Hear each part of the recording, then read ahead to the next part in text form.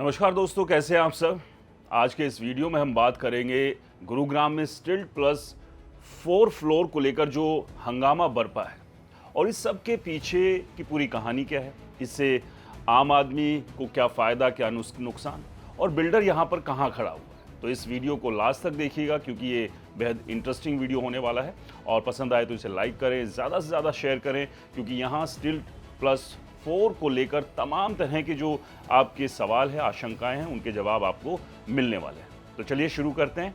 तो दोस्तों, सबसे पहले शोर को छोड़िए और समझिए कि असल में हुआ क्या है, क्योंकि अभी जो गुरुग्राम के प्रॉपर्टी मार्केट में डर, कंफ्यूजन और अफवाहों का माहौल बना हुआ है, उसकी जड़ में एक फैसला है, Punjab and Haryana high court का स्टिल्ट प्लस 4 पॉलिसी पर स्टे।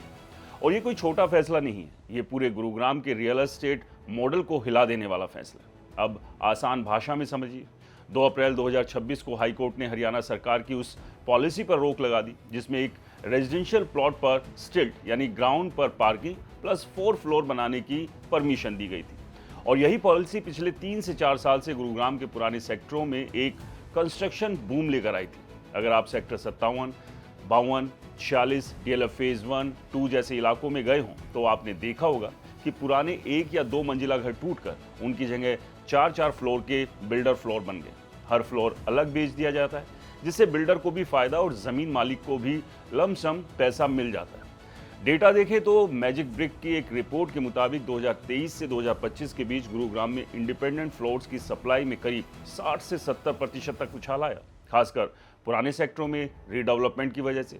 वहीं एनरोक के आंकड़े बताते हैं कि गुरुग्राम में टोटल रेजिडेंशियल लॉन्चेस का लगभग 35 से 40% हिस्सा लो राइज बिल्डर फ्लोर का हो गया, यानी मार्केट का एक बड़ा हिस्सा इसी मॉडल पर चल रहा था। लेकिन अब सवाल ये है कि अगर इतना बूम था तो कोर्ट ने इसे रोका क्यों।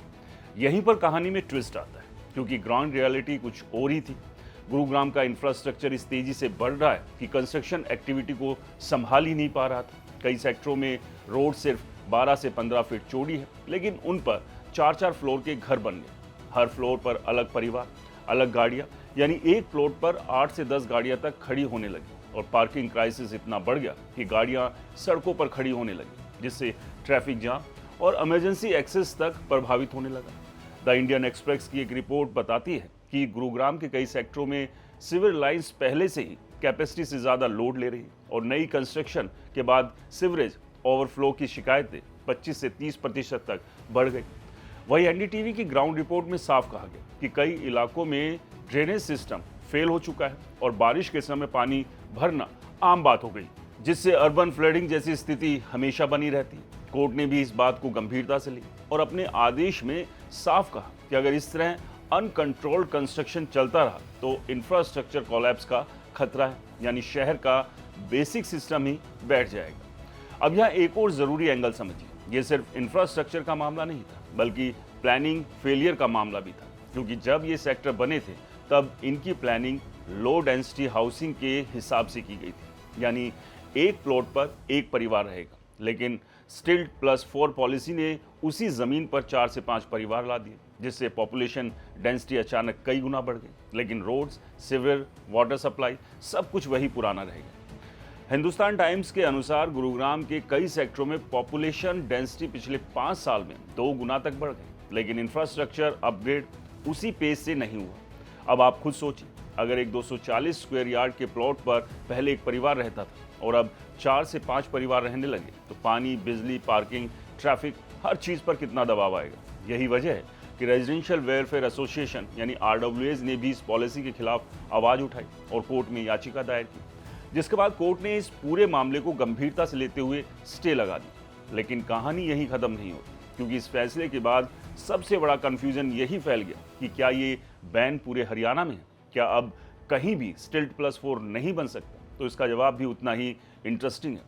कोर्ट ने बाद में क्लैरिफाई किया कि ये स्टे फिलहाल सिर्फ गुरुग्राम तक सीमित है, यानी बाकी हरियाणा में ये पॉलिसी लागू रह सकती है। और ट्रिब्यून की रिपोर्ट के मुताबिक हाई कोर्ट ने साफ कहा कि जहां वायलेशन है वहां एक्शन लिया जाए, लेकिन पूरे राज्य में ब्लैंकेट बैन नहीं है, यानी सरकार अगर चाहे तो बाकी शहरों में इसे जारी रख सकती है। इसका मतलब हुआ कि गुरुग्राम एक टेस्ट केस बन गया, जहां अनकंट्रोल ग्रोथ के बाद अब रेगुलेशन आ गया, जबकि बाकी शहरों में अभी भी ये मॉडल चल रहा है। लेकिन इससे एक और बड़ा सवाल खड़ा हो गया, क्या गुरुग्राम में प्रॉपर्टी मार्केट स्लो हो जाएगा? क्या बिल्डर फ्लोर्स का पूरा मॉडल पूरी तरह से खत्म हो जाएगा? क्या जिन लोगों ने प्लॉट्स खरीदे थे उनका इन्वेस्टमेंट फंस जाएगा? और सबसे बड़ा सवाल, इस फैसले से फायदा किसे होगा और किसको इसका नुकसान? क्योंकि हर पॉलिसी चेंज में विनर्स भी होते हैं और लूजर भी, और इस बार भी खेल कुछ ऐसा ही है। दोस्तों, अब असली खेल यहाँ शुरू होता है, क्योंकि जब भी रियल एस्टेट में कोई बड़ा पॉलिसी शिफ्ट आता है तो मार्केट एकदम से नहीं बदलता, बल्कि साइलेंटली विनर्स और लूजर्स डिसाइड हो जाते हैं। और गुरुग्राम में स्टिल्ट प्लस 4 स्टे के बाद भी यही हो रहा है। ऊपर से देखने में लग रहा है कि पूरा मार्केट शॉक में है, लेकिन अंदर ही अंदर कुछ लोग फायदा उठा रहे हैं, कुछ लोग सबसे ज्यादा फंस चुके हैं। सबसे पहले बात करते हैं विनर्स की, यानी वो लोग जिनके लिए फैसला गोल्डन अपॉर्चुनिटी बन सकता है। दोस्तों, सबसे बड़ा फायदा किसे हुआ? बड़े बिल्डर्स और हाई राइज बिल्डर्स को, क्योंकि अभी तक गुरुग्राम में इंडिपेंडेंट बिल्डर्स फ्लोर उनके लिए सबसे बड़ा कंपटीशन थे। एक ही लोकेशन पर बायर के साथ 2 ऑप्शन होते थे, या तो 2 से 3 करोड़ में बिल्डर फ्लोर ले लो या 3 से 5 करोड़ में अपार्टमेंट। लेकिन अब जैसे ही स्टिल्ट प्लस 4 रुकता है, बिल्डर फ्लोर की नई सप्लाई कम हो जाएगी और डिमांड ऑटोमेटिकली अपार्टमेंट्स की तरफ शिफ्ट होने लगेगी। दोस्तों, एनरॉक की एक रिपोर्ट के मुताबिक 2025 में गुरुग्राम में लग्जरी हाउसिंग सेगमेंट यानी 2.5 करोड़ से ऊपर की डिमांड में 40% तक की ग्रोथ देखी गई। और अगर लो राइज सप्लाई रुकती है तो ये डिमांड और तेजी से ऑर्गेनाइज्ड डेवलपर्स के प्रोजेक्ट में जाएगी। वहीं JLL इंडिया के डेटा के अनुसार गुरुग्राम NCR का वो मार्केट है जहां प्रीमियम और गेटेड कम्युनिटीज की एब्जॉर्बेशन सबसे ज्यादा है, यानी बायर्स पहले से ही हाई राइज प्रोजेक्ट्स की तरफ शिफ्ट हो रहे थे और अब ये ट्रेंड और तेज हो सकता है। दूसरा बड़ा फायदा एग्जिस्टिंग प्रॉपर्टी ओनर्स को हो सकता है, यानी जिनके पास पहले से बिल्डर फ्लोर या इंडिपेंडेंट हाउस है, क्योंकि जब सप्लाई कम होती है और डिमांड सेम रहती है तो प्राइस गिरते नहीं बल्कि स्टेबल रहते और धीरे धीरे बढ़ते हैं। दोस्तों, मैजिक ब्रिक्स के अनुसार गुरुग्राम के प्राइम सेक्टर्स में एवरेज प्रॉपर्टी प्राइस 9,000 से 18,000 प्रति स्क्वायर फीट के बीच है और सप्लाई कंस्ट्रेंट्स के कारण इसमें 5 से 10% तक का अपवर्ड प्रेशर बन सकता है, खासकर रेडी टू मूव प्रॉपर्टीज में, क्योंकि बायर अब अंडर कंस्ट्रक्शन या अनसर्टेन प्रोजेक्ट से बचना चाहता है। अब बात करते हैं सबसे बड़े लूजर्स की, और यहाँ कहानी काफ़ी इंटरेस्टिंग और थोड़ी ब्रूटल है। सबसे ज़्यादा नुकसान छोटे बिल्डर्स और लोकल डेवलपर्स को हो रहा है, क्योंकि उनका पूरा बिजनेस मॉडल ही स्टिल्ट प्लस 4 पर डिपेंड था।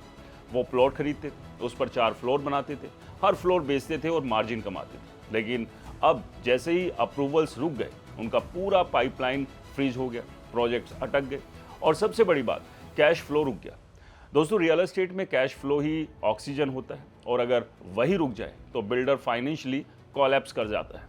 द इकोनॉमिक टाइम्स की एक रिपोर्ट के मुताबिक गुरुग्राम में हजारों करोड़ रुपए के लो राइज प्रोजेक्ट्स पाइपलाइन में थे, जो अब अनसर्टेनिटी में है और कई छोटे डेवलपर्स के पास EMI, लैंड कॉस्ट और कंस्ट्रक्शन कॉस्ट का प्रेशर बढ़ता जा रहा है। लेकिन असली झटका लगा है प्लॉट्स बायर्स को, यानी मिडिल क्लास इन्वेस्टर्स को, जिन्होंने ये सोचकर प्लॉट्स खरीदे थे कि वो स्टिल्ट प्लस 4 बनाकर 3 से 4 फ्लोर बेचेंगे या रेंट पर देंगे और स्टडी इनकम बनाएंगे, क्योंकि गुरुग्राम में बिल्डर फ्लोर मॉडल एक पैसिव इनकम मशीन बन चुका है। एक फ्लोर खुद रखो, बाकी बेच दो या किराए पर दे दो। लेकिन अब जैसे ही पॉलिसी रुकती है, उनका पूरा कैलकुलेशन गड़बड़ा गया, कंस्ट्रक्शन प्लान अनसर्टेन हो गया, ROI गिरने का खतरा, रीसेल वैल्यू पर क्वेश्चन मार्क लग गया, क्योंकि बायर्स अब हेजिटेट कर रहे हैं कि फ्यूचर में पॉलिसी क्लियर होगी या नहीं। Housing.com के अनुसार 2024-25 में गुरुग्राम में प्लॉट इन्वेस्टमेंट का एक बड़ा हिस्सा इसी एक्सपेक्टेशंस पर हुआ था कि स्टिल्ट प्लस 4 पॉलिसी में हाई रिटर्न्स मिलेंगे, और अब वही सेगमेंट सबसे ज़्यादा रिस्क में है। अब ग्राउंड रियलिटी की बात करें तो सिचुएशन और भी इंटेंस होती जा रही है, क्योंकि सिर्फ पॉलिसी स्टॉप नहीं बल्कि एनफोर्समेंट भी शुरू हो गई। गुरुग्राम एडमिनिस्ट्रेशन ने इलीगल कंस्ट्रक्शंस और वायलेशंस पर डेमोलिशन ड्राइव शुरू कर दी, एनक्रोचमेंट हटाए जा रहे हैं और कई सेक्टर्स में एक्शन प्लान तैयार किया गया। द इंडियन एक्सप्रेस की रिपोर्ट के मुताबिक 40 से ज़्यादा सेक्टर्स में वायलेशन आइडेंटिफाई किए गए और DLF फेज़ 1 जैसे प्रीमियम एरिया पर भी इस एक्शन के दायरे में है। वहीं NDTV की कवरेज में दिखाया गया कि कई जगह अनऑथराइज कंस्ट्रक्शंस को तोड़ा गया और फ्यूचर में और सख्ती आने वाली है। दोस्तों, इसका साइकोलॉजिकल इम्पैक्ट भी बड़ा है। बायर्स डर गए हैं, investors wait and watch mode में हैं और बिल्डर डिफेंसिव हो गए। लेकिन यहीं पर सबसे बड़ा सवाल खड़ा होता है, क्या ये स्लो डाउन टेम्परेरी है या गुरुग्राम का पूरा रियल एस्टेट मॉडल परमानेंटली बदलने वाला है? क्या प्राइस गिरेंगे या सप्लाई कम होने वाली है, वजह से उल्टा बढ़ेंगे? और सबसे इंपॉर्टेंट, क्या ये क्राइसिस है या हिडन अपॉर्चुनिटी? क्योंकि हर डिस्ट्रप्शन के पीछे एक नया ट्रेंड जन्म लेता है, और अब वही नया ट्रेंड क्या होगा, यही हम आपको बताएंगे आगे। दोस्तों, अब सबसे बड़ा सवाल, क्या सच में गुरुग्राम का प्रॉपर्टी मार्केट क्रैश होने वाला है, या ये सिर्फ एक टेम्परेरी झटका है जो आगे चलकर एक बूम की शुरुआत करेगा? दोस्तों देखिए, रियल एस्टेट में परसेप्शन और रियलिटी हमेशा अलग होती है। अभी परसेप्शन यही है कि स्टिल्ट +4 पर स्टे के बाद सब कुछ रुक गया, बायर डर गया, बिल्डर परेशान। लेकिन रियलिटी थोड़ी लेयर्ड है, और इसे समझने के लिए हमें शॉर्ट टर्म, मीडियम टर्म और लॉन्ग टर्म तीनों एंगल से देखना पड़ेगा। सबसे पहले शॉर्ट टर्म की बात करते हैं, यानी 2026 का इमीडिएट इम्पैक्ट। यहाँ सिचुएशन साफ है, confusion plus uncertainty is equal to slow down.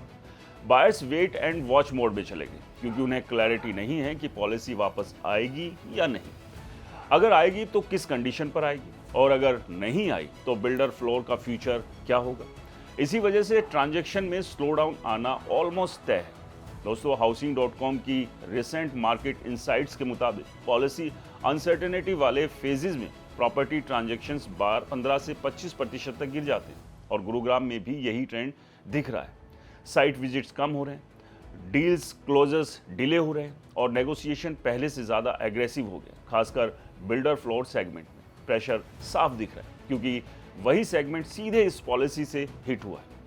Magic BRICS के डेटा के अनुसार गुरुग्राम के Q1 2026 के दौरान इंक्वायरीज स्टेबल रही, लेकिन कन्वर्जन्स में नोटिसेबल गिरावट आई। यानी लोग इंटरेस्ट दिखा रहे हैं, लेकिन फाइनल डिसीजन लेने से बच रहे हैं। इसका सीधा मतलब क्या है? मार्केट क्रैश नहीं हुआ, लेकिन फ्रीज मोड में चला गया। अब आते हैं मीडियम टर्म पर, यानी 2026 के एंड से लेकर 2027 का फेज, और यहीं पर असली ट्विस्ट है। क्योंकि रियल एस्टेट का सबसे बेसिक रूल है, जब सप्लाई कम होती है और डिमांड स्टेबलाइज होते या धीरे धीरे बढ़ते हैं। अभी एग्जैक्टली वही सिचुएशन बन रही है। गुरुग्राम में स्टिल्ट +4 रुकने का मतलब है कि नई लो राइज सप्लाई ड्रास्टिकली कम हो जाएगी, जबकि डिमांड सडनली खत्म नहीं होगी। क्योंकि गुरुग्राम अभी भी दिल्ली एनसीआर का सबसे बड़ा एम्प्लॉयमेंट हब है। यहाँ आईटी, फाइनेंस, स्टार्टअप्स और एमएनसीज लगातार जॉब क्रिएट कर रहे हैं।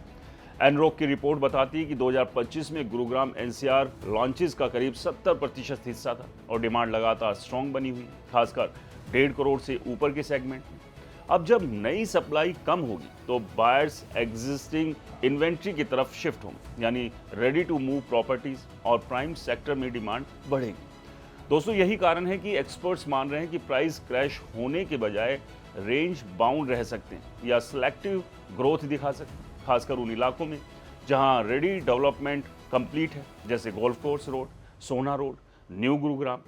दोस्तों, JLL इंडिया के अनुसार एनसीआर में प्रीमियम हाउसिंग डिमांड 2025-26 में 40% तक बढ़ी, और ये demand largely organised high rise project की तरफ जा रही है। यानी ट्रेंड ऑलरेडी शिफ्ट हो रहा था, और ये पॉलिसी उस शिफ्ट को तेज कर सकती है। अब लॉन्ग टर्म की बात करें, यहीं पर सबसे बड़ा रिस्क और सबसे बड़ी अपॉर्चुनिटी दोनों छिपे हुए हैं। अगर गुरुग्राम का इंफ्रास्ट्रक्चर अपग्रेड नहीं हुआ, रोड खुले नहीं हुए, सीवरेज सिस्टम इंप्रूव नहीं हुआ, पार्किंग सॉल्यूशन नहीं आए, तो भले ही फ्यूचर में पॉलिसी वापस आए, वो पहले जैसी नहीं होगी। उसमें रिस्ट्रिक्शंस होंगी, अप्रूवल सख्त होंगे, और शायद डेंसिटी लिमिट्स भी लगाई जाए। इसका मतलब क्या हुआ? Low rise builder floor model जो पिछले 10 साल में गुरुग्राम का बैकबोन बन गया था, वो परमानेंटली बदल सकता है। दोस्तों, द इकोनॉमिक टाइम्स की एक एनालिस्ट रिपोर्ट में कहा गया कि इंडियन रियल एस्टेट धीरे धीरे अनऑर्गेनाइज्ड लो राइज मॉडल से ऑर्गेनाइज्ड हाई राइज मॉडल की तरफ शिफ्ट कर रहा है, और गुरुग्राम इस ट्रांजिशन का सबसे बड़ा एग्जाम्पल बन सकता है। अब इसका फाइनल इम्प्लीकेशन समझिए। ये क्राइसिस नहीं, एक स्ट्रक्चरल शिफ्ट है। पहले गुरुग्राम का गेम क्या था? प्लॉट खरीदो, बिल्डर फ्लोर बनाओ, 3 से 4 यूनिट बेचो, प्रॉफिट कमाओ। लेकिन अब गेम बदल गया। Land aggregation, large township, high rise apartments, organised sales, इसका सबसे बड़ा इम्पैक्ट मिडिल क्लास इन्वेस्टर्स पर पड़ेगा, क्योंकि वो बिल्डर फ्लोर मॉडल के जरिए एंट्री लेते थे। लेकिन हाई राइज प्रोजेक्ट्स में एंट्री टिकट बड़ा होता है, 1.5 से 2 करोड़ या उससे ज़्यादा। प्रीमियम इन्वेंट्री मिलना मुश्किल होता है। नाइट फ्रैंक इंडिया के अनुसार 2025 में 1 करोड़ से ऊपर के होम्स की शेयर एनसीआर सेल्स में 50% से ज़्यादा होगी। यानी अफोर्डेबिलिटी पहले ही प्रेशर में है, और ये पॉलिसी उसे प्रेशर को और बढ़ा सकती है। लेकिन दोस्तों, हर बदलाव अपने साथ अपॉर्चुनिटी भी लाता है। जो इन्वेस्टर स्मार्ट है वो इस ट्रांजिशन को समझेगा और अकॉर्डिंगली शिफ्ट करेगा। या तो प्राइम लोकेशन में रेडी प्रॉपर्टी खरीदेगा, या सप्लाई लिमिटेड है, या फिर ऑर्गेनाइज्ड डेवलपर्स के प्रोजेक्ट्स में एंट्री लेगा जहां लॉन्ग टर्म एप्रिसिएशन की संभावना ज़्यादा है। और अब सबसे बड़ा पंच लाइन, ये सिर्फ एक स्टे नहीं, ये गुरुग्राम के रियल एस्टेट मॉडल को का रीसेट है। पहले बिल्डर फ्लोर सबसे बड़ा खेल था, आज हाई राइज और ऑर्गेनाइज्ड डेवलपर फ्यूचर बन रहे हैं। और सबसे बड़ा सच ये है कि जिसने प्लॉट लेकर स्टिल प्लस 4 के सपने देखे थे वही आज सबसे ज़्यादा रिस्क में, क्योंकि मार्केट बदल चुका है, रूल्स बदल चुके हैं और रियल एस्टेट में हमेशा वही जीतता है जो समय रहते ट्रेंड समझ लेता है। बाकी लोग सिर्फ इंतज़ार करते रह जाते हैं कि मार्केट वापस पहले जैसा हो जाएगा। लेकिन दोस्तों, सच्चाई है कि मार्केट कभी पीछे नहीं जाता, वो हमेशा आगे ही बढ़ता है, बस डायरेक्शन बदल जाती है। दोस्तों, आपको क्या लगता है, इस स्टे को लेकर आपकी क्या राय है? क्या आपने भी कोई प्लॉट लिया था यही सोचकर कि आप भी वहां पर स्टिल्ट प्लस फ्लोर बनाएंगे और मुनाफा कमाएंगे, और आज आप फंस गए हैं? अपनी कहानी कमेंट बॉक्स में ज़रूर बताएं। वीडियो पसंद आया तो इसे लाइक करें, शेयर करें, और हमारे यानी आपके अपने चैनल को सब्सक्राइब और फॉलो करना बिल्कुल ना भूलें। नमस्कार।